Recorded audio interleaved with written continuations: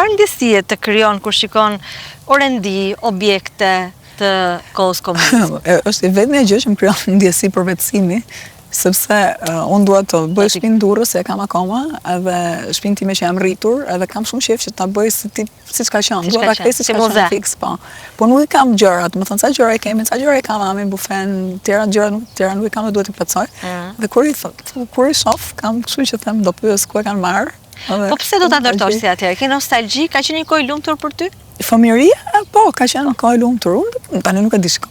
Në qoftë se nuk janë familje abuzive me trauma, unë them që fëmijëria për gjithë është kohë e lumtur. Është e lumtur edhe për një gjë shumë të thjeshtë, se ti je më larg vdekjes kur je fëmijë sesa kur je në moshën që je. Domethënë jeta vjen duke u afruar fundit dhe kur je aq i vogël, çdo gjë është e re, çdo gjë zbulohet, njeriu formohet, edhe është ajo hapësira e mundësive të pakufishme në një farë mënyrë. Megjithëse në Shqipërinë ku jam rritur unë nuk ka qenë hapësira e mundësive të pakufishme, por për një fëmijë ai ashtu e percepton botën. Dhe nga këndvështrimi i fëmijës, ne kemi pasur shumë liri, luanim në rrugë, shkonim shkollë vetë. Gjëra që s'u lëm fëmijës. Prindërit na linin, kishim kohë, mërziteshim dhe duhet ta plotësoje vetë atë kohën që mërzitesh, nuk kishte si tani që mërzitesh dhe prindi thotë po mërzit fëmijën ç'do të bëj. Po ndoshta na bëri kreativ kjo.